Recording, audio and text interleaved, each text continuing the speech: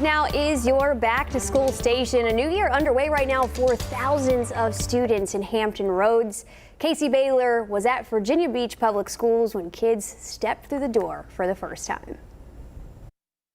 I feel awesome. Students at Old Donation School in Virginia Beach are optimistic about the new school year. It feels new for some reason, even though I went to school last year. Tuesday marked the first day of school for several school divisions on the south side of Hampton Roads. It's a little hectic, you know, because we get so used to, he gets used to sleeping in, so it's like, having to get up earlier than used to. Virginia Beach School Superintendent Dr. Aaron Spence says the division experienced several challenges last year, but he says this year will be different. I'd say the mission for this year really is we're going to continue on our recovery and we're going to make sure that students are thriving. Dr. Spence says this school year is starting to feel normal again with relaxed COVID-19 guidelines, though the school division is keeping up with pandemic protocols like sanitation and air filtration. There's not been that uncertainty that we've unfortunately had to deal with for the last few years.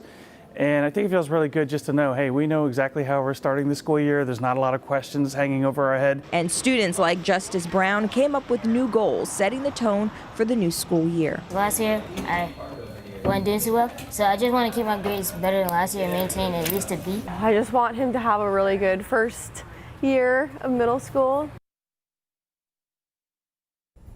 So Virginia Beach School administrators say there is a strict plan in place for emergency situations. This includes keeping exterior doors locked, visitor scanning software, strong communication systems, and of course, training for employees.